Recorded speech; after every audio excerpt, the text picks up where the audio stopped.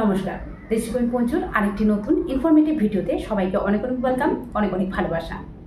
কিভাবে বুঝবো আমি প্রেগনেন্ট? বিশেষত আমরা সকলেই জানি পিরিয়ড মিস হয়ে যাওয়ার পরে ইউরিনারি কিট টেস্টের মাধ্যমে কিন্তু অতি সহজেই বুঝে নেওয়া যায় যে আপনি প্রেগনেন্ট কি প্রেগনেন্ট নন। তবে অনেক দাম্পত্য রয়েছে যারা কিন্তু দীর্ঘদিন ধরে চেষ্টা করছে, তারা স্বাভাবিকভাবে এই পিরিয়ড মিস হয়ে যাওয়া পর্যন্ত কিন্তু অপেক্ষা করতে পারেন না বা ধৈর্য হারিয়ে ফেলেন। তা স্বাভাবিকভাবে এই পিরিয়ড মিস হয়ে যাওয়ার আগে সাধারণত কি দেখে কিন্তু আমরা নিজেরাই বুঝে নিতে পারবো আমি প্রেগনেন্ট বা মা হতে চলেছি। তো এই বিষয়ে কিন্তু আজকে ভিডিওতে পুরো ডিটেলসভাবে আলোচনা করব। তো অবশ্যই ভিডিওটি কিন্তু প্রচন্ড পরিমাণে হেল্পফুল এবং ইনফরমেটিভ হতে চলেছে। তার জন্য কিন্তু ভিডিওটি প্রথম থেকে শেষ পর্যন্ত দেখুন এবং ভিডিওটি ভালো লাগলে অবশ্যই লাইক কমেন্ট শেয়ার করে আমার চ্যানেলকে সাবস্ক্রাইব করে আমার পাশে থাকবেন। যে কোনো ধরনের ভিডিওর আপডেট পাওয়ার জন্য পাশে থাকা নোটিফিকেশন বেল আইকনটি অল প্রেস করে দিন। তো চলুন ভিডিও মূল বিষয়ে যাওয়া যাক। তো বিশেষত গর্ভধারণের ঠিক পরেই বা পিরিয়ড মিস হয়ে যাওয়ার 8 থেকে 10 দিন আগেই কিন্তু আমাদের শরীরে বিশেষ সিমটমসটি লক্ষ্য করা যায়, যেগুলোর মাধ্যমে আমরা অনুমান করে নিতে পারবো স্বাভাবিকভাবে আমরা কিন্তু প্রেগনেন্ট হতে চলেছি বা মা হতে চলেছি। তো প্রথম যে সিমটমসটি সাধারণত লক্ষ্য করা যায় সেটি হলো ইমপ্লান্টেশন ব্লিডিং বা স্পটিং ব্লিডিং বা যোনিপথের রাস্তা দিয়ে কিন্তু হালকা পরিমাণে রক্তক্ষরণ। তবে এটি দেখে কিন্তু বেশিরভাগ গর্ভবতী মহিলা ভয় পেয়ে যান। দেখুন, এটি ভয় পাওয়ার কিছু নেই যদি না এই রক্তক্ষরণের পরিমাণ বেশি পরিমাণে হয়। যদি এর রক্তক্ষরণের পরিমাণ খুবই অল্প পরিমাণে থাকে এবং এর জন্য কিন্তু কোনো ধরনের পেডও ইউজ করতে হচ্ছে না, তো স্বাভাবিকভাবে এটি কিন্তু নর্মাল। এর কারণ হলো এই রক্তক্ষরণটি হয় সাধারণত আমাদের ভ্রূণটি যখন কিন্তু এই জরায়ুর গায়ে এসে লাগে, মানে একটি সুনির্দিষ্টতা জায়গায় যখন কিন্তু এসে লাগার চেষ্টা করে, ঠিক তখনই জরায়ুর গা থেকে কিন্তু হালকা পরিমাণে স্পটিং ব্লাড ক্ষরণ হয়ে থাকে। এইগুলো ক্ষরণটি কিন্তু খুবই অল্প পরিমাণে হয়ে থাকে এবং এর জন্য কিন্তু কোনো ধরনের পেড ইউজ করার প্রয়োজন নেই এবং এই রক্তক্ষরণের কালার কিন্তু স্বাভাবিকভাবে হালকা গোলাপি বা বাদামি কালার হয়ে থাকে। তো অবশ্যই এই ধরনের রক্তক্ষরণ দেখে কিন্তু আপনি বুঝে নিতে পারবেন যে আপনি কিন্তু গর্ভবতী। তবে একটা কথা বলে রাখি, এটি কিন্তু সবার ক্ষেত্রে লক্ষ্য করা যায় না। মানে বলতে পারেন 100-এর মধ্যে প্রায় 50% লক্ষ্য করা যায়, আবার 50% কিন্তু নাও লক্ষ্য করা যেতে পারে। তবে ভয় পাওয়ার কিছু নেই। আদার্স যে সিমটমসগুলোর কথা বলবো সেগুলো কিন্তু লক্ষ্য করতে হবে। তারপরে যে সিমটমসটার কথা বলবো সেটা হলো যে আমাদের যে ব্রেস্টটি রয়েছে তার মধ্যে কিন্তু হালকা পরিমাণে ভারী ভারী অনুভূত হওয়া এবং ব্যথা অনুভূত হওয়া। এর কারণ হলো গর্ভধারণের ঠিক পরেই কিন্তু আমাদের শরীরে বিভিন্ন ধরনের হরমোনের ক্ষরণ শুরু হয়। এই হরমোনের ক্ষরণের জন্য কিন্তু স্বাভাবিকভাবে আমাদের ব্রেস্টটি কিন্তু হালকা পরিমাণে ভারী ভারী অনুভূত হয় এবং হালকা পরিমাণে ব্যথা অনুভূত হয়। এর কারণ হলো এই সময় কিন্তু ব্রেস্টে মিল্ক তৈরি হওয়ার প্রসেসটি কিন্তু শুরু হতে থাকে।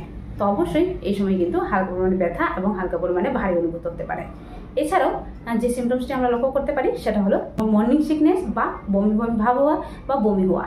দেখুন, গর্ভধারণ ঠিক পরে কিন্তু এই বমি বমি ভাব বা বমি হওয়া কিন্তু নর্মাল। এর কারণ হলো এই যে বললাম বিভিন্ন ধরনের হরমোনের ক্ষরণ, এই হরমোনের প্রভাবে কিন্তু স্বাভাবিকভাবে আমাদের শরীরে কিন্তু বমি বমি ভাব হতেই পারে। এটি কিন্তু নর্মাল। যদি খুবই পরিমাণে হয় তাহলে অবশ্যই ডাক্তারবাবুর কাছে যেতে হবে। তবে এই বমি কিন্তু অনেকের ক্ষেত্রে দেখা যায়, আবার অনেকের ক্ষেত্রে কিন্তু নাও দেখা যেতে পারে। তারপরে যে সিমটমসটির কথা বলবো সেটা হলো ঘন ঘন প্রস্রাব আসা বা ইউরিনের ফ্রিকোয়েন্সি বেড়ে যাওয়া। এর কারণ হলো যে আমাদের গর্ভধারণ ঠিক পরে কিন্তু আমাদের শরীরে রক্তের সঞ্চালন বৃদ্ধি পায়। সবচেয়ে বেশি পরিমাণে যে রক্তের সঞ্চালন বৃদ্ধি পায় সেটা হলো আমাদের যোনিপথে এবং আমাদের কিডনিতে, যার ফলে কিন্তু আমাদের ঘন ঘন প্রস্রাব আসতে পারে বা ইউরিনের ফ্রিকোয়েন্সি বেড়ে যেতে পারে। এছাড়াও যে সিমটমসটি আমরা লক্ষ্য করতে পারি সেটা হলো আমাদের ঘ্রাণ শক্তি বৃদ্ধি পাওয়া। এর কারণ হলো গর্ভধারণের ঠিক পরেই কিন্তু আমাদের যে কোনো ধরনের দুর্গন্ধ বা যে কোনো ধরনের গন্ধ কিন্তু আমরা অতি সহজেই পেয়ে যাই। এর একটাই কারণ হলো বিভিন্ন ধরনের হরমোনের প্রভাবে কিন্তু এটি হয়ে থাকে। আরেকটি যেটি কারণ লক্ষ্য করা যায় সেটি হলো খাবারের প্রতি অনীহা। দেখুন, গর্ভধারণ ঠিক করে কিন্তু এই হরমোনের প্রভাবেই কিন্তু এটি হয়ে থাকে। এটি নর্মাল এবং অনেকের ক্ষেত্রে এটাও হতে পারে যে অনেকে কিন্তু টক ঝাল মিষ্টি বেশি পরিমাণে খেতে ইচ্ছা করছে। তো এই দুটোই লক্ষ্য করা যেতে পারে।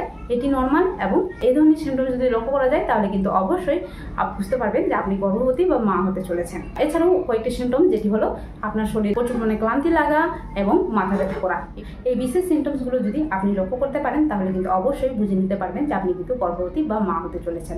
তবে এগুলো দেখে জাস্ট অনুমান করে নিতে পারবেন। কনফার্ম হওয়ার জন্য কিন্তু অবশ্যই পিরিয়ড মিস হয়ে যাওয়ার পরেই ইউরিনারি প্রেগনেন্সি কিট টেস্ট করতে হবে এবং যার মধ্যে কিন্তু দুটো লাইন আসলে কিন্তু কনফার্ম হয়ে যাবে যে আপনি কিন্তু প্রেগনেন্ট। এবার বলে দিই যে অনেকের ক্ষেত্রে কিন্তু অনিয়মিত পিরিয়ড, যাদের ক্ষেত্রে নিয়মিত পিরিয়ড তারা কিন্তু পিরিয়ড মিস হয়ে যায়, মানে পিরিয়ড মিস হওয়ার দিনের ঠিক পরের দিনই কিন্তু টেস্ট করতে পারবেন। কিন্তু যাদের ক্ষেত্রে অনিয়মিত পিরিয়ড তাদের ক্ষেত্রে বলে দিই যে আমাদের যে লাস্ট পিরিয়ডটি হয়েছিল তার থেকে ঠিক 36 দিন পরে, মানে 36 দিন পরে কিন্তু ইউরিনারি কিট টেস্ট যদি করে থাকেন তাহলে কিন্তু অতি সহজেই বুঝে নিতে পারবেন যে আপনি প্রেগনেন্ট হতে চলেছেন। তবে এটি কিন্তু এক সপ্তাহে যদি আবার নেগেটিভ আসে তাহলে পরের সপ্তাহে আবার টেস্ট করতে পারেন, তাহলে কিন্তু বুঝে নিতে পারবেন আপনি প্রেগনেন্ট হতে চলেছেন। এছাড়াও এই গর্ভধারণটি ঠিকঠাক জায়গায় হয়েছে কিনা এর মানে হলো জরায়ুতে হয়েছে নাকি কোনো নালীপথে হয়েছে সেটা জানার জন্য অবশ্যই ডাক্তারবাবুর কাছে যেতে হবে। তো এই ছিল আজকের ভিডিও। আশা করি ভিডিওটি কিন্তু আপনাদের জন্য প্রচুর মানে হেল্পফুল এবং ইনফরমেটিভ হয়েছে। ভিডিও রিলেটেড যদি কোনো রকম কোয়ারিজ থাকে অবশ্যই কমেন্ট বক্সে জানাতে পারেন, এবং ভিডিওটি ভালো লাগলে অবশ্যই লাইক কমেন্ট শেয়ার করে আমার চ্যানেলকে সাবস্ক্রাইব করে আমার পাশে থাকবেন।